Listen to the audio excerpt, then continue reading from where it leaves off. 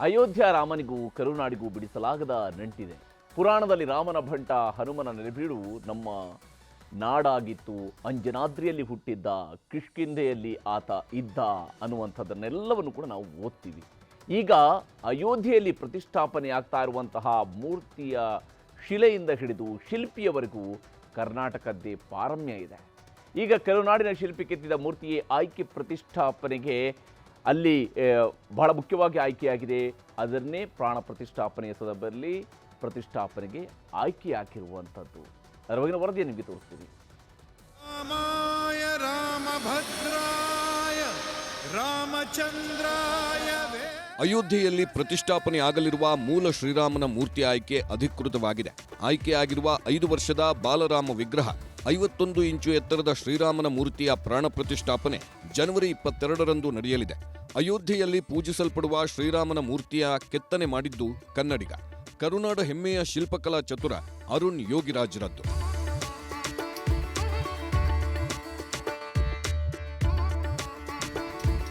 ಅರುಣ್ ಯೋಗಿರಾಜ್ ಕೆತ್ತನೆಯ ಬಾಲರಾಮ ಮೂರ್ತಿ ಅಯೋಧ್ಯೆಯಲ್ಲಿ ಪ್ರತಿಷ್ಠಾಪನೆಯಾಗುತ್ತಿದೆ.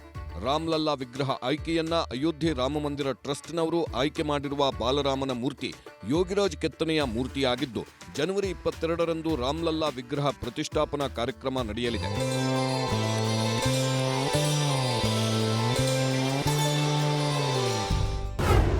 100ಕ್ಕೂ ಹೆಚ್ಚು ಶ್ರೀರಾಮ ಕೆತ್ತನೆ ಮೂರ್ತಿಗಳ ವೀಕ್ಷಣೆ. ಕರ್ನಾಟಕ, ರಾಜಸ್ಥಾನ, ತಮಿಳುನಾಡಿನಿಂದ ಬಂದಿದ್ದ ಶಿಲ್ಪಿಗಳು, ಕರ್ನಾಟಕದ ಅರುಣ್ ಯೋಗಿ ಮತ್ತು ಗಣೇಶ್ ಭಟ್ ವಿಗ್ರಹಗಳು, ಶ್ರೀರಾಮ ಜನ್ಮಭೂಮಿ ಟ್ರಸ್ಟ್ನ ಪ್ರಮುಖರಿಂದ ವಿಗ್ರಹಗಳ ವೀಕ್ಷಣೆ. ಅಂತಿಮವಾಗಿ ಅರುಣ್ ಕೆತ್ತನೆಯ ಬಾಲರಾಮ ವಿಗ್ರಹ ಆಯ್ಕೆ ಮಾಡಲಾಗಿದೆ. ಅರುಣ್ ಯೋಗಿರಾಜ್ ಕೆತ್ತನೆಯ ರಾಮನ ವಿಗ್ರಹ ಇನ್ಮುಂದೆ ಅಯೋಧ್ಯೆಯಲ್ಲಿ ಪೂಜೆಗೆ ಆಯ್ಕೆಯಾಗಿದೆ. ಈ ವಿಷಯವನ್ನ ಬಿಜೆಪಿ ರಾಜ್ಯಾಧ್ಯಕ್ಷ ಬಿವೈ ವಿಜಯೇಂದ್ರ ಅವರೇ ಪ್ರಕಟಣೆ ಮೂಲಕ ತಿಳಿಸಿದ್ರು. ಅರುಣ್ ಯೋಗಿರಾಜ್ ಅವರು ಕೆತ್ತಿದ ರಾಮ್ಲಲ್ಲಾ ಮೂರ್ತಿಯ ಪ್ರಾಣ ಪ್ರತಿಷ್ಠೆ ನಡೆಯುತ್ತಿರುವುದು ಕರ್ನಾಟಕಕ್ಕೆ ಹೆಮ್ಮೆಯ ವಿಷಯವಾಗಿದೆ.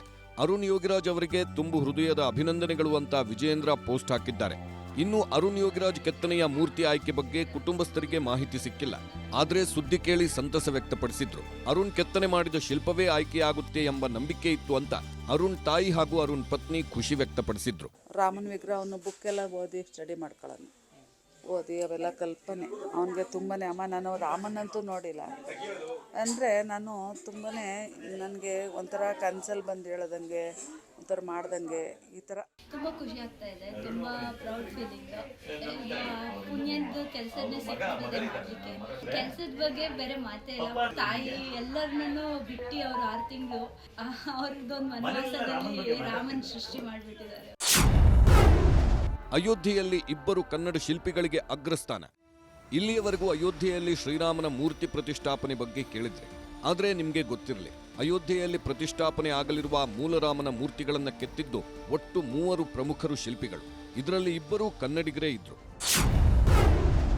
ಮೈಸೂರು ಮೂಲದ ಅರುಣ್ ಯೋಗಿರಾಜ್, ಇಡಗುಂಜಿ ಅರ್ಚಕ ಕುಟುಂಬದ ಗಣೇಶ್ ಎಲ್ ಭಟ್ ಮತ್ತು ರಾಜಸ್ಥಾನದ ಸತ್ಯನಾರಾಯಣ ಪಾಂಡೆ.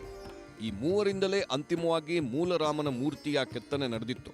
ಕಳೆದ 6 ತಿಂಗಳಿನಿಂದ ಈ 3 ಅಯೋಧ್ಯೆಯಲ್ಲೇ ವಾಸ್ತವ್ಯ ಹೂಡಿ ಅಲ್ಲೇ ವಿಗ್ರಹ ಕೆತ್ತನೆ ಮಾಡಿದ್ದಾರೆ. ಅಷ್ಟಕ್ಕೂ ಈ 3 ಶಿಲ್ಪಕಲೆಗಾರರನ್ನ ಆಯ್ಕೆ ಮಾಡಿದ್ಯಾಕೆ? ಯಾವ ಕಲ್ಲನ್ನ ಬಳಸಿ ರಾಮಮೂರ್ತಿ ಕೆತ್ತಲಾಯಿತು? ಕೆತ್ತನೆ ಸಮಯದಲ್ಲಿ ಅಯೋಧ್ಯೆ ಟ್ರಸ್ಟ್ನವರ ಷರತ್ತುಗಳೇನಿತ್ತು ಅಂತ ರಾಮ್ಲಲ್ಲಾ ಮೂರ್ತಿ ಕೆತ್ತನೆ ಮಾಡಿ ಬಂದಿರುವ ಕರ್ನಾಟಕದ ಹೆಮ್ಮೆಯ ಗಣೇಶ್ ಭಟ್ ನ್ಯೂಸ್ 18 ಜೊತೆ ಎಲ್ಲಾ ಮಾಹಿತಿ ಹಂಚಿಕೊಂಡ್ರು. ರಾಮ್ಲಲ್ಲಾ ಕೆತ್ತನೆಗೆ ಶಿಲ್ಪಿಗಳ ಆಯ್ಕೆ ಆಗಿದ್ದೇಗೆ? ದೇವಾಲಯದ ಮೂರ್ತಿ ಶಿಲ್ಪಗಳನ್ನು ಮಾಡುವಾಗ ಭಾರತೀಯ ಪರಂಪರೆಯಲ್ಲಿ ಶಿಲ್ಪಶಾಸ್ತ್ರ ಅಂತ ಒಂದಿದೆ. ಮಾನಸಾರ, ತಂತ್ರ ಸಮುಚ್ಚಯ, ತಂತ್ರಸಾರ ಸಂಗ್ರಹ, ಕಾಶ್ಯಪ ಶಿಲ್ಪಶಾಸ್ತ್ರ, ಬ್ರಾಹ್ಮೀಯ ಚಿತ್ರಕರ್ಮ, ಹೀಗೆ ಅನೇಕ ಶಿಲ್ಪ ಗ್ರಂಥಗಳಲ್ಲಿ ತಾಳಮಾನಗಳ ವರ್ಣನೆಗಳಿದೆ. ಬಾಲ ವಿಗ್ರಹಗಳನ್ನು ಹೇಗೆ ಮಾಡಬೇಕು, ಅಖಂಡ ಏಕಶಿಲೆಯಲ್ಲಿ ಧನುರ್ಧಾರಿ ಬಾಲಕನಾದಂತಹ ರಾಮನ ಒಂದು ಬಾಲ್ಯ ರೂಪವನ್ನು ಚಿತ್ರಿಸುವಂತಹ ಒಂದು ಪ್ರಯತ್ನವನ್ನು ನಾನು ಮಾಡಿದ್ದೇನೆ ಇದರೊಳಗಡೆಗೆ. ರಾಮ್ಲಲ್ಲಾ ಮೂರ್ತಿ ಕೆತ್ತನೆ ಕಲ್ಲು ಕರ್ನಾಟಕದ್ದೇ ಅಲ್ವಾ? ನಾನೊಬ್ಬ ಶಿಲ್ಪಿಯಾಗಿ ನನಗೆ ಯಾವ ಒಂದು ಅವಕಾಶ ಸಿಕ್ತು, ಆ ಅವಕಾಶವನ್ನು ಪ್ರಾಮಾಣಿಕವಾಗಿ ಪೂರ್ಣ ಪ್ರಯತ್ನದಿಂದ ನಾನು ಮಾಡಿ ಶಿಲ್ಪವನ್ನು ಸಂಪೂರ್ಣಗೊಳಿಸಿಕೊಂಡು ಬಂದಿದ್ದೇನೆ. ಲಗ್ನ, ಗೋತ್ರ, ಮುಹೂರ್ತ ನೋಡಿ ಕೆತ್ತನೆ ಮಾಡಿದ್ದು ನಿಜವೇ? ಯಾವ ಕಲ್ಲು ಆಗಲೇ ನಿಗದಿ ಆಗಿತ್ತೋ ಆ ಕಲ್ಲಿನಲ್ಲಿ ನಮಗೆ ಕೆಲಸ ಮಾಡೋದಕ್ಕೆ ಅವಕಾಶ ಸಿಕ್ತು. ಅತ್ಯಂತ ಅದ್ಭುತವಾದಂತಹ ಒಂದು ಕಲ್ಲು ಸಿಕ್ಕಿತ್ತು ಇದಕ್ಕೆ. ಸುಮಾರು 9 ಅಡಿ ಉದ್ದದ ಕಲ್ಲು ಅದು. ಕೂಲು ಎಲ್ಲ ಸೇರಿ ನಮಗೆ ಒಂದು 8.5 ಅಡಿ ಉದ್ದದ ಸಂಪೂರ್ಣ ಶ್ಯಾಮಶಿಲೆ ಅಂತ ಮೈಸೂರಿನಿಂದ ಬಂದಂತಹ ಕಲ್ಲು ಅದು.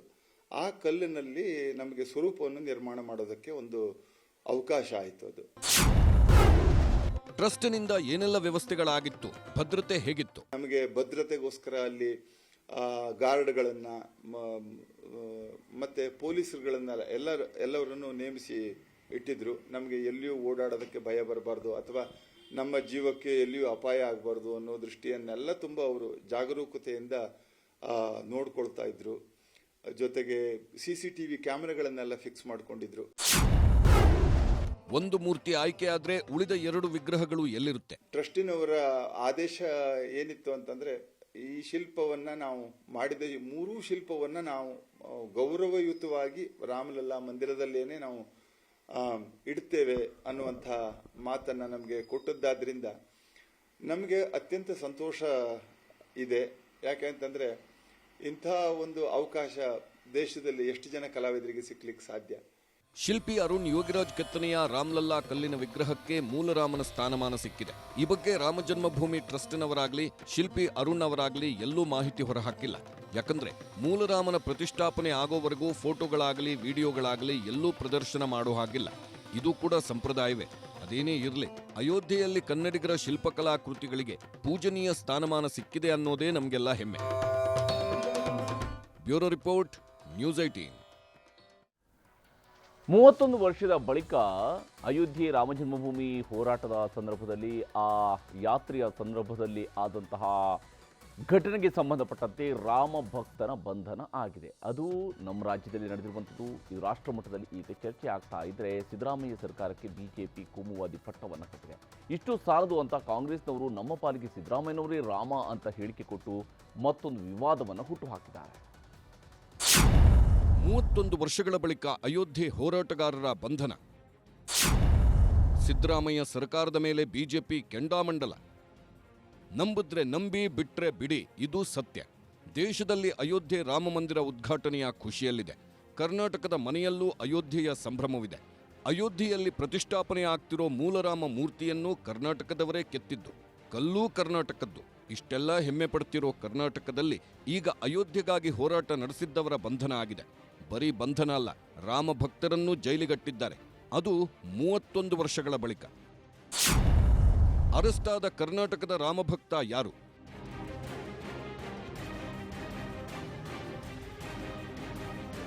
ಕರ್ನಾಟಕದ ಹುಬ್ಬಳ್ಳಿಯ ಶಹರ ಠಾಣೆ ವ್ಯಾಪ್ತಿಯಲ್ಲಿ ವಾಸವಾಗಿದ್ದ ಶ್ರೀಕಾಂತ್ ಪೂಜಾರಿಯನ್ನ ಶಹರ ಪೊಲೀಸರು ಬಂಧಿಸಿ ಜೈಲಿಗೂ ಕಳಿಸಿದ್ದಾರೆ. ಮೊದಲು ಇದ್ಯಾವುದೋ ಸಣ್ಣ ಪುಟ್ಟ ಗಲಾಟೆ ಕೇಸ್ ಅಂದುಕೊಂಡಿದ್ರು. ಆದರೆ ಅಯೋಧ್ಯೆ ಹೋರಾಟದ ವೇಳೆ ಹುಬ್ಬಳ್ಳಿಯಲ್ಲಿ ಗಲಭೆ ಎಬ್ಬಿಸಿದ್ದ ಕೇಸನ್ನೋದು ಗೊತ್ತಾಗಿದೆ. ದೇಶದಲ್ಲೆಲ್ಲ ಕರಸೇವಕರು ರಾಮಜನ್ಮಭೂಮಿ ಪರ ಹೋರಾಟ ನಡೆಸುತ್ತಿದ್ರು. ಆಗ ಹುಬ್ಬಳ್ಳಿಯಲ್ಲೂ ಡಿಸೆಂಬರ್ 5, 1992ರಲ್ಲಿ ಅಯೋಧ್ಯೆ ವಿಷಯದಲ್ಲಿ ಗಲಭೆ ನಡೆದಿತ್ತು. ಹುಬ್ಬಳ್ಳಿಯಲ್ಲಿ 1992ರಲ್ಲಿ ನಡೆದ ಗಲಭೆ ವೇಳೆ ಅಂಗಡಿಗೆ ಕರಸೇವಕರು ಬೆಂಕಿ ಹಚ್ಚಿದ ಆರೋಪವಿತ್ತು. ಒಟ್ಟು 9 ಜನರ ಮೇಲೆ ಎಫ್ಐಆರ್ ಹಾಕಿದ್ದ ಹುಬ್ಬಳ್ಳಿ ಪೊಲೀಸರು ಇದರಲ್ಲಿ ರಾಜು ಧರ್ಮದಾಸ್, ಶ್ರೀಕಾಂತ್ ಪೂಜಾರಿ, ಅಶೋಕ್ ಕಲಬುರ್ಗಿ, ಷಣ್ಮುಖ ಕಾಟಗಾರ, ಗುರುನಾಥ ಸಾ, ರಾಮಚಂದ್ರ ಸಾ ಕಲಬುರ್ಗಿ, ಅಮೃತ್ ಕಲಬುರ್ಗಿ ಸೇರಿ 9 ಜನರ ಮೇಲೆ ಎಫ್ಐಆರ್ ಆಗಿತ್ತು. ಆದ್ರಿವತ್ತು ಅಂದ್ರೆ ಬರೋಬ್ಬರಿ 31 ವರ್ಷದಿಂದ ಹಳೆ ಕೇಸ್ಗೆ ಮರುಜೀವ ಕೊಟ್ಟ ಪೊಲೀಸರು 4 ದಿನದ ಹಿಂದೆ ಅಂದ್ರೆ ಡಿಸೆಂಬರ್ 29, 2023ರಂದು ಶ್ರೀಕಾಂತ್ ಪೂಜಾರಿ ಬಂಧನ ಮಾಡಿದ್ದಾರೆ. 31 ವರ್ಷದ ಬಳಿಕ ಅಯೋಧ್ಯೆ ಹೋರಾಟಗಾರನ ಬಂಧಿಸಿ ಕೋರ್ಟ್ಗೆ ಹಾಜರುಪಡಿಸಿದ್ರು. ನ್ಯಾಯಾಂಗ ಬಂಧನವಾಗಿ ಶ್ರೀಕಾಂತ್ ಪೂಜಾರಿ ಜೈಲು ಸೇರಿದ್ದಾರೆ. ಸರ್, ಇದು ಯಾರು ಅದ್ರ ಬಗ್ಗೆ ಇದನ್ನೇ ಇಲ್ಲ, ಯಾರಿಗೂ ಇಲ್ಲ, ಎಲ್ಲ ಮರ್ತೋಗಿದ್ದು ಈ ಜನಕ್ಕೆ ತಲೆಯಾಗ ಬರೋಂಗು ಮಾಡ್ತಾರೆ. ಇದು ಮಾಡಬೇಡ ಸರ್, ಇದು ಯಾವುದು ಜನಕ್ಕೆ ಇದು ಮರ್ತು ಬಿಟ್ಟಿದಾರಲ್ಲ. ಇವ್ರು ನಮ್ಮ ಲೀಡರ್ಗೆ ಇವ್ರು ಕೇಳ್ಬೇಕು. ಅವ್ರು ಮೊದಲು ಈಗ ಯಾರದಾರ ನೋಡಿ ಅಧಿಕಾರದಲ್ಲಿ ಅವ್ರಿಗೆ ಇವ್ರು ಕೇಳ್ಬೇಕು, ಏನಪ್ಪ ಇದು ಅಂತೇಳಿ. ಕೇಳೋರಿಲ್ಲ, ಹಂಗೆ ನಡೆದು ಬಿಟ್ಟಿದೆ ಸರ್. 31 ವರ್ಷಗಳ ಬಳಿಕ ರಾಮಜನ್ಮಭೂಮಿ ಹೋರಾಟಗಾರರ ಬಂಧನ ಈಗ ರಾಜಕೀಯ ತಿರುವು ಪಡೆದಿದೆ.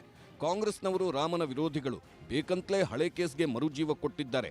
ಎಷ್ಟು ಜನರನ್ನ ಬಂಧಿಸ್ತೀರಾ ಅಂತ ಆರ್ ಅಶೋಕ್, ಮಹೇಶ್ ತೆಂಗಿನಕಾಯಿ ಗುಡುಗಿದ್ರೆ ಗೃಹ ಸಚಿವರು ಹಳೆ ಕೇಸ್ ಕ್ಲಿಯರ್ ಮಾಡೋಕೆ ಹೇಳಿದ್ದೀವಿ, ಇದಕ್ಕೆ ಕೋಮುವಾದ ಬಣ್ಣ ಹಚ್ಚಬೇಡಿ ಅಂತ ಬಿಜೆಪಿ ಅವರ ಮೇಲೆ ಮುಗಿಬಿದ್ರು. ರಾಮ ಜನ್ಮಭೂಮಿ ಹೋರಾಟದಲ್ಲಿ ಯಾರ್ಯಾರು ಪಾಲ್ಗೊಂಡಿದ್ರು, ಸುಮಾರು 30 ವರ್ಷದ ಹಿಂದೆ ಕೇಸ್ ಅದು. ಆ ಕೇಸ್ಗಳೆಲ್ಲ ಓಪನ್ ಮಾಡಿ ರಾಮ ಜನ್ಮಭೂಮಿ ಹೋರಾಟದಲ್ಲಿ ಪಾಲ್ಗೊಂಡಿರ್ತಕ್ಕಂಥ 2 ಕಾರ್ಯಕರ್ತರನ್ನ ಅರೆಸ್ಟ್ ಮಾಡಿ ಜೈಲಿಗಟ್ಟಿದ್ದಾರೆ. ಅದರಿಂದ ಸರ್ಕಾರ ದ್ವೇಷದ ರಾಜಕಾರಣವನ್ನು ಮಾಡಿದ್ರೆ ಅದು ಪ್ರತಿಫಲವನ್ನು ನೀವು ಅನುಭವಿಸ್ಬೇಕಾಗ್ತದೆ. ಇದನ್ನು BJP ಹೋರಾಟವಾಗಿ ನಾವು ತೆಗೆದುಕೊಳ್ತೇವೆ. ಹುಬ್ಳಿನಲ್ಲಿ ಸುಮಾರು 32 ಕೇಸ್ಗಳನ್ನು ಪೆಂಡಿಂಗ್ ಇದ್ದದ್ದು ಕೇಸ್ಗಳನ್ನೆಲ್ಲ ಓಪನ್ ಮಾಡಿ ಅದನ್ನು ಕ್ಲಿಯರ್ ಮಾಡುವಾಗ ಇದು ಅದರೊಳಗಡೆ ಬಂದಿದೆ. ಆ ರೀತಿ ಹಿಂದೂ ಕಾರ್ಯಕರ್ತರು ಇನ್ನೊಂದು ಕಾರ್ಯಕರ್ತರು ಆ ಥರ ಯಾರನ್ನು ಟಾರ್ಗೆಟ್ ಮಾಡಿ ನಾವು ಮಾಡೋದಕ್ಕೆ ಹೋಗೋದಿಲ್ಲ. ಇದಕ್ಕೆ ಆ ಬಣ್ಣ ಕಟ್ಟೋದು ಸೂಕ್ತ ಅಲ್ಲ ಅಂಥೇಳಿ ನಾನು ಹೇಳೋದಕ್ಕೆ ಬಯಸ್ತೇನೆ. ಅವತ್ತಿರಲಿರ್ತಕ್ಕಂಥ ಬಂಧನ 30 ವರ್ಷ ಸಿಗಲಾರ್ತಕ್ಕಂಥ ವ್ಯಕ್ತಿ ಇವತ್ತು ಯಾಕೆ ಸಿಕ್ಕ? 30 ವರ್ಷ ಎಲ್ಲಿ ಹೋಗಿದ್ದಾಗಾದರೆ? ಈ ರೀತಿಯಾದಂಥ ನಿಯಮಗಳನ್ನು ಪಾಲಿಸುವಂಥದ್ದು, ಈ ರೀತಿ ಸಮಸ್ಯೆಗಳನ್ನು ಉದ್ಭವ ಮಾಡೋದು, ರಾಜ್ಯದಲ್ಲಿ ಇದಕ್ಕೇನಾದರೂ ಸಮಸ್ಯೆಗಳ ಉದ್ಭವ ಆದರೆ ಅದಕ್ಕೆ ನೇರವಾಗಿ ಸರ್ಕಾರನ ಹೊಣೆಗಾರಕ್ಕಾಗತ್ತೆ. ಕಾಂಗ್ರೆಸ್ನವರು ಅಯೋಧ್ಯೆ ವಿಷಯದಲ್ಲಿ ಯಾವ ನಿರ್ಧಾರ ತಗೊಂಡಿದ್ದಾರೋ ಗೊತ್ತಿಲ್ಲ. ಆದರೆ ಬಿಜೆಪಿಯವರ ಕಾಲೆಳೆಯೋಕೆ ಹೋಗಿ ಹಿಂದೂಗಳ ಸಿಟ್ಟಿಗೆ ಗುರಿಯಾಗ್ತಿದ್ದಾರೆ. ಮೊನ್ನೆಯಷ್ಟೇ ಚಿತ್ರದುರ್ಗದಲ್ಲಿ ಸಚಿವ ಡಿ ಸುಧಾಕರ್ ಪುಲ್ವಾಮಾ ಭಯೋತ್ಪಾದಕ ದಾಳಿಯನ್ನು ದುರ್ಬಳಕೆ ಮಾಡಿಕೊಂಡಿದ್ದ ಬಿಜೆಪಿಯವರು ಈಗ ಅಯೋಧ್ಯೆ ರಾಮಮಂದಿರ ಉದ್ಘಾಟನೆಯನ್ನು ರಾಜಕೀಯ ಲಾಭಕ್ಕಾಗಿ ಬಳಸಿಕೊಳ್ಳುತ್ತಿದ್ದಾರೆ ಅಂದಿದ್ರು. ಇವತ್ತು ಮಾಜಿ ಸಚಿವ ಎಚ್ ಆಂಜನೇಯ ಸಿದ್ದರಾಮಯ್ಯನೇ ನಮ್ಮ ರಾಮ, ಬಿಜೆಪಿಯವರು ಭಜನೆ ಮಾಡಲಿ ಅಂದಿದ್ದಾರೆ. ಎಲ್ಲ ಸ್ಟೆಂಟ್ ರೀ, ಹಿಂದೆಲ್ಲ ಗೊತ್ತಲ್ಲ ಪುಲ್ವಾಮಾ ತೋರಿಸಿದ್ರು, ಈಗ ರಾಮನ ಫೋಟೋ ತೋರಿಸ್ತಿದ್ದಾರೆ. ಜನ ದಡ್ರಿಲ್ಲ, 2 ಬಾರಿ ಮೂರ್ಖರಾಗಿದ್ದೀವಿ, ಮತ್ತೆ 3ನೇ ಸರಿ ಆಗಲ್ಲ ಅಂತ ನನಗೆ ಭರವಸೆ. ಹೌದು, ಚುನಾವಣೆ ಬಂದ ಗಿಮಿಕ್ ಅಲ್ವಾ? ಸ್ವತಃ ಸಿದ್ದರಾಮಯ್ಯನೇ ರಾಮ, ಆ ರಾಮಗೆ ಹೋಗಿ ಯಾಕೆ ಪೂಜೆ ಮಾಡಬೇಕು? ಅವ್ರ ಊರಿನಲ್ಲೇ ರಾಮ ಮಂದಿರ ಇದೆ, ಅಲ್ಲಿ ಹೋಗಿ ಪೂಜೆ ಮಾಡ್ತಾರೆ, ಅಲ್ಲಿ ಯಾಕೆ ಹೋಗ್ಬೇಕು? ಅವರು BJP ರಾಮ, ಅದು BJP ಅವ್ರನ್ನ ಇವ್ರನ್ನ ಕಲಿಸ್ಕೊಂಡು ಭಜನೆ ಮಾಡ್ತಾರೆ, ಮಾಡ್ಕೊಳ್ಳಿ, ನಮಗೇನಂತೆ. ವಿಷಯ ದೊಡ್ಡದಾಗ್ತಿದ್ದಂತೆ ಸಿಎಂ ಸಿದ್ದರಾಮಯ್ಯ ರಾಮಮಂದಿರ ನಿರ್ಮಾಣಕ್ಕೆ ನಮ್ಮ ಬೆಂಬಲವಿದೆ ಅಂತ ಹೇಳೋ ಮೂಲಕ ಡ್ಯಾಮೇಜ್ ಕಂಟ್ರೋಲ್ಗೆ ಮುಂದಾದ್ರು. ನಾವು ಅಯೋಧ್ಯೆಗೆ ವಿರುದ್ಧ ಇಲ್ಲ, ದೇವಸ್ಥಾನ ಕಟ್ಟಲಿಕ್ಕೆ ವಿರುದ್ಧ ಇಲ್ಲ, ರಾಮ ಮಂದಿರಕ್ಕೆ ವಿರುದ್ಧ ಇಲ್ಲ. ನಾವು ರಾಮ ಮಂದಿರದ ಪರನೇ ಇದ್ದೀವಿ. ನಾವು ಊರ್ಲಿದ್ದಾಗೆಲ್ಲ ಭಜನೆ ಮಾಡ್ತೀವಿ, ನಾನು ಭಜನೆಗೆ ಹೋಗ್ತೀನಿ, ಅದು ಬೇರೆ ಪ್ರಶ್ನೆ. ಅವರು ಈಗ ಅಯೋಧ್ಯೆಯಲ್ಲಿ ರಾಮ ಮಂದಿರ ಕಟ್ತಾ ಇದ್ದಾರೆ, ಬಹಳ ಸಂತೋಷ. ಉದ್ಘಾಟನೆ ಮಾಡ್ತಾ ಇದ್ದಾರೆ, ಸಂತೋಷ. ಈ ಮಧ್ಯೆ ಅಯೋಧ್ಯೆ ರಾಮಮಂದಿರ ನಿರ್ಮಾಣದಲ್ಲಿ ಪ್ರಮುಖ ಪಾತ್ರ ವಹಿಸಿರುವ ಸಿಎಂ ಯೋಗಿ ಆದಿತ್ಯನಾಥ್ಗೆ ಇಮೇಲ್ ಮೂಲಕ ಬಾಂಬ್ ಬೆದರಿಕೆ ಹಾಕಲಾಗಿದೆ. ಯೋಗಿ ಆದಿತ್ಯನಾಥ್ ಜೊತೆಗೆ ಉತ್ತರ ಪ್ರದೇಶದ ಅಧಿಕಾರಿಗಳಾದ ಅಮಿತಾಬ್ ಯಶ್ ಮತ್ತು ದೇವೇಂದ್ರ ತಿವಾರಿ ಅವರನ್ನೂ ಕೊಂದು ಹಾಕ್ತೀವಿ ಅಂತ ಇಮೇಲ್ ಕಳಿಸಲಾಗಿದೆ.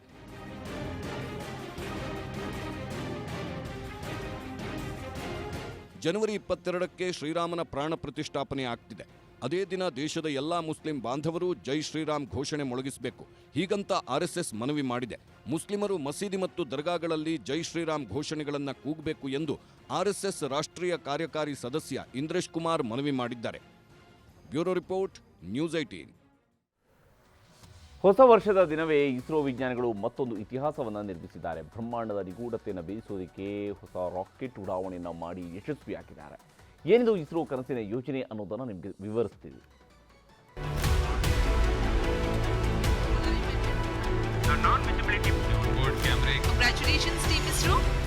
ಹೊಸ ವರ್ಷದ ಮೊದಲ ದಿನವೇ ಭಾರತೀಯ ಬಾಹ್ಯಾಕಾಶ ಸಂಶೋಧನಾ ಸಂಸ್ಥೆ ಮಹತ್ತರ ಸಾಧನೆ ಮಾಡಿದೆ. ಕಪ್ಪು ಕುಳಿಗಳು ಹಾಗೂ ನ್ಯೂಟ್ರಾನ್ ಸ್ಟಾರ್ಗಳ ಬಗ್ಗೆ ಅಧ್ಯಯನ ನಡೆಸಲು ಎಕ್ಸ್ಪೋಸ್ಯಾಟ್ ಎಂಬ ಉಪಗ್ರಹವನ್ನ ಇಂದು ಬೆಳಗ್ಗೆ ಯಶಸ್ವಿಯಾಗಿ ಉಡಾವಣೆ ಮಾಡಿದೆ. ಈ ಮೂಲಕ 2024ರ ವರ್ಷವನ್ನ ನಮ್ಮ ಇಸ್ರೋ ವಿಜ್ಞಾನಿಗಳು ಭರ್ಜರಿಯಾಗಿ ಆರಂಭಿಸಿದ್ದಾರೆ.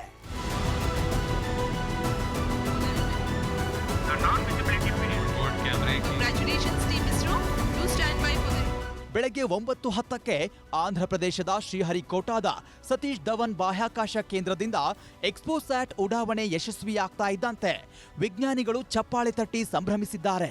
ಬ್ರಹ್ಮಾಂಡದ ಕುರಿತು ಶತಮಾನಗಳಿಂದ ಇರುವ ನಿಗೂಢತೆಯನ್ನ ಭೇದಿಸಲು ಪ್ರಯತ್ನಿಸುವ ಹೊಸ ಯೋಜನೆಯೊಂದಿಗೆ ಇಸ್ರೋ ಮತ್ತೆ ಜಗತ್ತಿನ ಗಮನ ಸೆಳೆದಿದೆ. ಬಾಹ್ಯಾಕಾಶಕ್ಕೆ ಎಕ್ಸ್ಪೋಸ್ಯಾಟ್ ಎಂಬ ಉಪಗ್ರಹ ಇಸ್ರೋದಿಂದ ಉಡಾವಣೆಗೊಂಡಿದೆ. ಈ ರಾಕೆಟ್ ಅತ್ಯಾಧುನಿಕ ಖಗೋಳ ವೀಕ್ಷಣಾ ತಂತ್ರಜ್ಞಾನ ಒಳಗೊಂಡಿದ್ದು, ಇದು ಕಪ್ಪು ಕುಳಿಗಳು ಮತ್ತು ನ್ಯೂಟ್ರಾನ್ ನಕ್ಷತ್ರಗಳ ಅಧ್ಯಯನಕ್ಕೆ ಮೀಸಲಿಡಲಾಗಿದೆ. ಎಕ್ಸರೆ ಫೋಟಾನ್ಗಳು ಮತ್ತು ಅವುಗಳ ಧ್ರುವೀಕರಣ ಬಳಸಿಕೊಂಡು ಸಮೀಪದಿಂದ ಕಪ್ಪು ಕುಳಿಗಳು ಮತ್ತು ನ್ಯೂಟ್ರಾನ್ ನಕ್ಷತ್ರಗಳ ಅಧ್ಯಯನ ಮಾಡಲು ಎಕ್ಸ್ಪೋಸ್ಯಾಟ್ ಸಹಾಯ ಮಾಡುತ್ತೆ. ನಕ್ಷತ್ರಗಳು ಮೃತಪಟ್ಟಾಗ ಅವುಗಳ ಗುರುತ್ವಾಕರ್ಷಣಾ ಶಕ್ತಿ ಮತ್ತು ಸಾಂದ್ರತೆಯ ಬಗ್ಗೆ ಹತ್ತಿರದಿಂದ ಮಾಹಿತಿ ಸಂಗ್ರಹಿಸಲಾಗುತ್ತಿದೆ. ಈ ಮೂಲಕ ಬ್ರಹ್ಮಾಂಡದ ಕುರಿತು ಶತಮಾನಗಳಿಂದ ಇರುವ ನಿಗೂಢತೆ ಭೇದಿಸುವ ಪ್ರಯತ್ನಕ್ಕೆ ನಮ್ಮ ಇಸ್ರೋ ವಿಜ್ಞಾನಿಗಳು ಮುಂದಾಗಿದ್ದಾರೆ. On the first of the year, a very successful mission happens, and it's a very unique mission because X-ray polarimetry has been one of the unique scientific capability that we have developed internally in building instruments, we want to create at least 100 scientists who can understand this aspect and then contribute to the knowledge of black holes to the world. ಭಾರತದ ಎಕ್ಸ್ಪೋಸ್ಯಾಟ್ನ ವಿಶೇಷತೆಗಳೇನು ಅಂತ ನೋಡೋದಾದ್ರೆ, ಎಕ್ಸ್ಪೋಸ್ಯಾಟ್ಗೆ ಸುಮಾರು 250 ಕೋಟಿ ರೂಪಾಯಿ ವೆಚ್ಚ ಮಾಡಿದೆ ಇಸ್ರೋ. ಅಮೆರಿಕವು 2021ರಲ್ಲಿ ಉಡಾವಣೆ ಮಾಡಿದ್ದ ಇಂಥದ್ದೇ ಯೋಜನೆಗೆ ಅಂದಾಜು 1563 ಕೋಟಿ ರೂಪಾಯಿ ವೆಚ್ಚವಾಗಿತ್ತು. ಅಲ್ಲದೆ ಅದು ಕೇವಲ 2 ವರ್ಷದ ಜೀವಿತಾವಧಿ ಹೊಂದಿತ್ತು. ಆದರೆ ಭಾರತ ಉಪಗ್ರಹವು 5 ವರ್ಷಕ್ಕೂ ಹೆಚ್ಚು ಕಾಲ ಕಾರ್ಯಾಚರಣೆ ನಡೆಸುವ ನಿರೀಕ್ಷೆ ಇದೆ. ಸ್ಟಾರ್ಟ್ಅಪ್ಸ್, ಶೈಕ್ಷಣಿಕ ಸಂಸ್ಥೆಗಳು ಮತ್ತು ಇಸ್ರೋ ಕೇಂದ್ರಗಳು ಅಭಿವೃದ್ಧಿಪಡಿಸಿರುವ ಇತರ 10 ಉಪಗ್ರಹಗಳನ್ನು PSLV C-58 ಹೊತ್ತೊಯ್ದಿದೆ. ನಾಸಾದ ಬಳಿಕ ಕಪ್ಪು ಕುಳಿಗಳ ಅಧ್ಯಯನಕ್ಕೆ ಮುಂದಾದ 2ನೇ ದೇಶ ಎಂಬ ಹೆಗ್ಗಳಿಕೆಗೆ ಭಾರತ ಪಾತ್ರವಾಗ್ತಿದೆ. ಇಸ್ರೋ ವಿಜ್ಞಾನಿಗಳ ಸಾಧನೆಗೆ ರಾಷ್ಟ್ರಪತಿ ದ್ರೌಪದಿ ಮುರ್ಮು, ಪ್ರಧಾನಿ ಮೋದಿ ಸೇರಿ ಹಲವರು ಅಭಿನಂದನೆ ಸಲ್ಲಿಸಿ ಶುಭಾಶಯ ಕೋರಿದ್ದಾರೆ. ಏನೇ ಆಗ್ಲಿ, ಚಂದ್ರಯಾನ-3 ಆದಿತ್ಯ L1 ಯಶಸ್ಸಿನ ಬೆನ್ನಲ್ಲೇ ಅಮೆರಿಕದ ಬಾಹ್ಯಾಕಾಶ ಸಂಸ್ಥೆ ನಾಸಾದ ಬಳಿಕ ಕಪ್ಪು ಕುಳಿಗಳ ಅಧ್ಯಯನಕ್ಕೆ ಭಾರತ ಮುಂದಾಗಿರೋದು ಜಗತ್ತೇ ತಿರುಗಿ ನೋಡುವಂತೆ ಮಾಡಿದೆ. Bureau report, news 18. DCM DK Shivakumar ವಿರುದ್ಧ ಅಕ್ರಮ ಆಸ್ತಿ ತನಿಖೆ ಕೇಸ್ಗೆ ಸರ್ಕಾರವೇನೋ ಎಳ್ಳು ನೀರು ಬಿಟ್ಟಿದೆ. ಸಿಬಿಐಗೆ ಕೊಟ್ಟಿದ್ದ ಅನುಮತಿಯನ್ನು ಕೂಡ ವಾಪಸ್ ಪಡ್ಕೊಂಡಿದೆ. ಆದರೂ ಸಿಬಿಐ ಡಿಕೆಶಿಯ ಅಕ್ರಮ ಆಸ್ತಿ ತನಿಖೆಯನ್ನು ಚುರುಕುಗೊಳಿಸ್ತಾ ಇದೆ. ಡಿಕೆ ಶಿವಕುಮಾರ್ ಅವರ ಅತ್ಯಾಪ್ತರಿಗೆಲ್ಲ ನೋಟಿಸನ್ನು ಜಾರಿಗೊಳಿಸಲಾಗಿದೆ. ಇದಕ್ಕೆ ಪ್ರತಿಕ್ರಿಯೆಯನ್ನು ನೀಡಿರುವಂತಹ ಡಿಕೆ ಶಿವಕುಮಾರ್ ನನ್ನನ್ನು ಟಾರ್ಗೆಟ್ ಮಾಡಿದ್ದಾರೆ ಅಂತ ಸಿಟ್ಟು ಹೊರಹಾಕಿದರು. ಕೇರಳದಲ್ಲೂ ಡಿಕೆಶಿ ಅಕ್ರಮ ಆಸ್ತಿ ಬಗ್ಗೆ ತನಿಖೆ. ಕೇರಳ ಮೂಲದ ಚಾನಲ್ಗೆ ಸಿಬಿಐ ನೋಟಿಸ್. ಲೋಕಸಭೆ ಚುನಾವಣೆ ಹೊಸ್ತಿಲಲ್ಲಿ ಡಿಸಿಎಂ ಡಿಕೆ ಶಿವಕುಮಾರ್ಗೆ ಸಂಕಷ್ಟ ಎದುರಾಗಿದೆ. ಅಕ್ರಮ ಆಸ್ತಿ ಗಳಿಕೆ ಪ್ರಕರಣದಲ್ಲಿ ಸೈಲೆಂಟ್ ಆಗಿ ಮತ್ತೆ ಫೈಲ್ ಓಪನ್ ಮಾಡ್ತಾ ಇರುವ ಸಿಬಿಐ ಅಧಿಕಾರಿಗಳು ಡಿಕೆಶಿ ಬೆನ್ನು ಬೀಳಲು ಸಿದ್ಧತೆ ಮಾಡಿಕೊಂಡಿದ್ದಾರೆ. ಡಿಕೆ ಶಿವಕುಮಾರ್ ಹೂಡಿಕೆಯ ವಿವರ ಕೇಳಿ ಕೇರಳದ ಪ್ರಸಿದ್ಧ ಟಿವಿ ಚಾನೆಲ್ಗೆ ಸಿಬಿಐ ನೋಟಿಸ್ ಜಾರಿ ಮಾಡಿದೆ. ಆದರೆ ಸಿಬಿಐ ತನಿಖೆಗೆ ಕೊಟ್ಟಿದ್ದ ಅನುಮತಿಯನ್ನ ಸರ್ಕಾರ ವಾಪಸ್ ಪಡೆದಿದೆ. ಆದ್ರೂ ಹೇಗೆ ನೋಟಿಸ್ ಕೊಡ್ತಾರೆ ಅನ್ನೋದು ಡಿಕೆ ಶಿವಕುಮಾರ್ ಪ್ರಶ್ನೆ. ಆಪ್ಕಾಮ್ಸು, ನಮ್ಮ ಸಬ್ ರಿಜಿಸ್ಟ್ರಾರ್ಗಳು ಎಲ್ಲರಿಗೂ ಕೂಡ ಕೊಟ್ಟಿದೆ. ಸರ್ಕಾರ ವಿಡ್ರಾ ಮಾಡಿದೆ. ಆದರೂ ಕೂಡ ಅವರು ಯಾವ ಲೆಕ್ಕಾಚಾರದಲ್ಲಿ ನೋಟಿಸ್ ಕೊಡ್ತಾ ಇದ್ದಾರೋ ನನಗೆ ಗೊತ್ತಿಲ್ಲ. ಬಟ್ ಈಗ ಹರಾಸ್ಮೆಂಟ್ ಮಾಡಲಿಕ್ಕೆ ಅಲ್ಲಿರೋಂಥ ಭಾಳ ದೊಡ್ಡ ದೊಡ್ಡ ಜನ ಇದ್ದಾರೆ. ಏನು ಬೇಕಾದ್ರೂ ಮಾಡಲಿ, ನನಗೆ ರಾಜಕೀಯವಾಗಿ ಮುಗಿಸ್ಬೇಕು, ತೊಂದರೆ ಮಾಡಬೇಕು ಅಂತೇಳಿ ಒಂದು ದೊಡ್ಡ ಷಡ್ಯಂತ್ರ ನಡೀತಾ ಇದೆ. ಅವ್ರು ಒಳಗೆ ಹಾಕೋಬೇಕು ಅಂತ ಆಸೆ ಇದ್ದರೆ ಒಳಗೆ ಹಾಕೊಳ್ಳಿ, ಏನು ತೊಂದರೆ ಇಲ್ಲ, ಅದಕ್ಕೆ ರೆಡಿ ಇದ್ದೀವಿ ನಮಗೆ. ಲೂಟಿಕೋರನ ರಕ್ಷಣೆಗೆ ನಿಂತಿದೆ ಸರ್ಕಾರ. ರಾಜ್ಯ ಸರ್ಕಾರದ ವಿರುದ್ಧ ಕೆಎಸ್ ಈಶ್ವರಪ್ಪ ಕಿಡಿ. ಡಿಕೆಶಿ ವಿರುದ್ಧದ ಸಿಬಿಐ ಕೇಸ್ ರಾಜ್ಯ ಸರ್ಕಾರ ವಾಪಸ್ ಪಡೆದುಕೊಂಡಿರುವ ಕುರಿತು ಬೆಳಗಾವಿಯಲ್ಲಿ ಕೆಎಸ್ ಈಶ್ವರಪ್ಪ ಕಿಡಿಕಾರಿದ್ದಾರೆ. ಅಕ್ರಮ ಆಸ್ತಿ ಕೇಸ್ನಲ್ಲಿ ಮತ್ತೆ ತಿಹಾರ್ ಜೈಲಿಗೆ ಹೋಗುವ ಭಯ ಡಿಕೆ ಶಿವಕುಮಾರ್ಗೆ ಕಾಡ್ತಾ ಇದೆ. ಹಾಗಾಗಿ ಲೂಟಿಕೋರ ಡಿಕೆಶಿಯನ್ನ ಉಳಿಸಿಕೊಳ್ಳಲು ಅವರ ವಿರುದ್ಧದ ಸಿಬಿಐ ಕೇಸನ್ನ ಕಾಂಗ್ರೆಸ್ ಸರ್ಕಾರ ವಾಪಸ್ ತೆಗೆದುಕೊಂಡಿದೆ ಅಂತ ವಾಗ್ದಾಳಿ ಮಾಡಿದ್ದಾರೆ. ತಿಹಾರ್ ಜೈಲಿಂದ ಹೊರಬಂದಿರೋರು ನೂರಾರು ಕೋಟಿ ರೂಪಾಯಿ ಅಕ್ರಮ ಆಸ್ತಿ ಮಾಡಿದೆ ಅನ್ನೋದು ಕೇಸ್ ಬಿದ್ದಿದ್ದು. ಡಿಕೆ ಶಿವಕುಮಾರ್ ಅವ್ರನ್ನ ಉಳಿಸಬೇಕು, ಈ ರೀತಿ ನೂರಾರು ಕೋಟಿಗಳನ್ನು ಅಕ್ರಮ ಮಾಡಿರೋಂಥ ವ್ಯಕ್ತಿನ ಉಳಿಸಬೇಕು ಅನ್ನೋದು ಒಂದೇ ಕಾರಣಕ್ಕೆ ಕೇಂದ್ರದ ಕಾಂಗ್ರೆಸ್ಸು, ರಾಜ್ಯದ ಕಾಂಗ್ರೆಸ್ಸು ಎಲ್ಲ ಒಟ್ಟಾಗಿ ಸೇರಿ ಈ ರೀತಿ ಲೂಟಿಕೋರನ್ನ ಉಳಿಸುವಂಥ ಪ್ರಯತ್ನ ನಡೆಸ್ತಾ ಇದ್ದಾರೆ. ಆದಾಯಕ್ಕೂ ಮೀರಿ ಅಕ್ರಮ ಆಸ್ತಿ ಗಳಿಕೆ ಆರೋಪದಲ್ಲಿ ಡಿಕೆ ಶಿವಕುಮಾರ್ ನಿವಾಸದ ಮೇಲೆ ದಾಳಿ ಮಾಡಿದ್ದ ಸಿಬಿಐ 2020ರಲ್ಲಿ ಪ್ರಕರಣ ದಾಖಲಿಸಿಕೊಂಡಿತ್ತು. ರಾಜ್ಯ ಸರ್ಕಾರ ಸಿಬಿಐನಿಂದ ಕೇಸ್ ವಾಪಸ್ ಪಡೆದ ನಿರ್ಧಾರದಿಂದ ಕೊಂಚ ನಿರಾಳವಾಗಿದ್ದ ಡಿಕೆಶಿಗೆ ಮತ್ತೆ ಸಂಕಷ್ಟ ಎದುರಾಗೋ ಸಾಧ್ಯತೆ ಇದೆ. ಲೋಕಸಭೆ ಚುನಾವಣೆಗೂ ಮುನ್ನವೇ ಡಿಕೆಶಿಯನ್ನ ಕಟ್ಟಿಹಾಕಲು ಸಿಬಿಐ ಕೂಡ ಪ್ರಯತ್ನ ಮಾಡ್ತಿದೆ. Bureau report, news 18. 2004ರಲ್ಲಿ ಆದಂತಹ ಮಹಾಭಯಾನಕವಾದಂತಹ ಸುನಾಮಿಯನ್ನು ಮರೆಯೋದಕ್ಕೆ ಭಾರತೀಯರಿಗೆ ಸಾಧ್ಯವೇ ಇಲ್ಲ. ಅಂದಿನ ಭೀಕರತೆ ಈಗಲೂ ಕೂಡ ಜನಮಾನಸದಿಂದ ದೂರ ಆಗಿಲ್ಲ. ಈ ಮಧ್ಯೆ ಹೊಸ ವರ್ಷದ ಜೋಶ್ನಲ್ಲಿದ್ದ ಜಪಾನ್ನಲ್ಲಿ ಭೂಕಂಪ ತಲ್ಲಣವನ್ನು ಸೃಷ್ಟಿಸಿದೆ. ಅಷ್ಟೇ ಅಲ್ಲದೆ ಸುನಾಮಿಯ ಆತಂಕ ಕೂಡ ಜಪಾನ್ನಲ್ಲಿ ಶುರುವಾಗಿದೆ. ಪ್ರಬಲ ಭೂಕಂಪಕ್ಕೆ ಗಡಗಡ ನಡುಗಿದ ಜಪಾನ್. ರಿಕ್ಟರ್ ಮಾಪಕದಲ್ಲಿ 7.6ರಷ್ಟು ತೀವ್ರತೆ, ತೀವ್ರ ಹಾನಿ.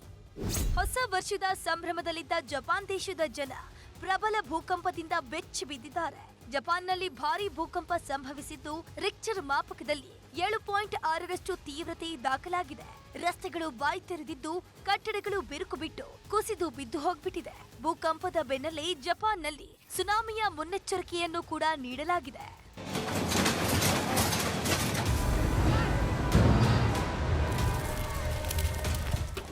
ಭೂಕಂಪನದ ತೀವ್ರತೆ ಎಷ್ಟಿತ್ತಂದ್ರೆ ಮಳಿಗೆಯಲ್ಲಿದ್ದ ವಸ್ತುಗಳು ಚೆಲ್ಲಾಪಿಲ್ಲಿಯಾಗಿವೆ. ರಸ್ತೆಗಳು ಬಿರುಕು ಬಿಟ್ಟಿದ್ದು ನಗರಗಳ ನಡುವಿನ ಸಂಪರ್ಕ ಕಡಿತಗೊಂಡಿದೆ. ಕೆಲವು ಕಟ್ಟಡಗಳು ಕುಸಿದು ಬಿದ್ದು ಹೋಗ್ಬಿಟ್ಟಿದೆ. ಸಮುದ್ರದ ಅಲೆಗಳ ಆರ್ಭಟ ಜೋರಾಗಿದ್ದು ಕರಾವಳಿ ತೀರದ ಜನ ಬೆಚ್ಚಿ ಬಿದ್ದಿದ್ದಾರೆ. ದೇಶದಾದ್ಯಂತ ಹೈ ಸ್ಪೀಡ್ ರೈಲುಗಳ ಸಂಚಾರ ತಾತ್ಕಾಲಿಕವಾಗಿ ಸ್ಥಗಿತಗೊಳಿಸಲಾಗಿದೆ.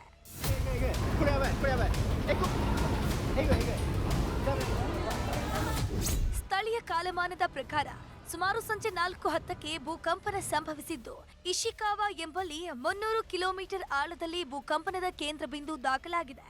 ಇದರ ಪರಿಣಾಮ ನಿಗಾಟಾ, ಟೊಯಾಮಾ ನಗರಗಳಲ್ಲಿ ಪ್ರಬಲ ಸುನಾಮಿ ಉಂಟಾಗಬಹುದು ಎಂದು ಎಚ್ಚರಿಕೆಯ ಸಂದೇಶವನ್ನ ರವಾನಿಸಲಾಗಿದೆ. ಸುಮಾರು 5 ಮೀಟರ್ ಎತ್ತರಕ್ಕೆ ಸುನಾಮಿಯ ಅಲೆಗಳು ಏಳಬಹುದು ಎಂದು ಹವಾಮಾನ ತಜ್ಞರು ಅಂದಾಜಿಸಿದ್ದು, ಈ ಕೂಡಲೇ ಸಮುದ್ರ ತೀರದಲ್ಲಿರುವ ಜನರು ಸುರಕ್ಷಿತ ಪ್ರದೇಶಗಳಿಗೆ ತೆರಳಲು ಸರ್ಕಾರ ಸೂಚಿಸಿದೆ. ಜಪಾನ್ನಲ್ಲಿ ಈ ಭೂಕಂಪಗಳು ಇದೇ ಮೊದಲೇನಲ್ಲ. 1995ರಲ್ಲಿ ಸಂಭವಿಸಿದ ಭೀಕರ ಭೂಕಂಪಕ್ಕೆ ಜಪಾನ್ನಲ್ಲಿ ಒಟ್ಟು 6,434 ಜನ ಬಲಿಯಾಗಿದ್ರು. 2011ರಲ್ಲೂ 9 ತೀವ್ರತೆಯ ಸುನಾಮಿ ಭೂಕಂಪ ಉಂಟಾಗಿತ್ತು.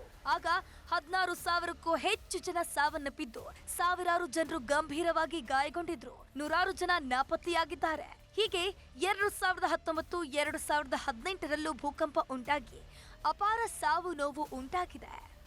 ಇನ್ನು ಜಪಾನ್ ಮಾತ್ರವಲ್ಲದೆ ನೆರೆಯ ರಾಷ್ಟ್ರಗಳಾದ ಉತ್ತರ ಕೊರಿಯಾ ಮತ್ತು ರಷ್ಯಾದಲ್ಲೂ ಸುನಾಮಿಯ ಎಚ್ಚರಿಕೆ ನೀಡಲಾಗಿದೆ. Bureau report, news 18.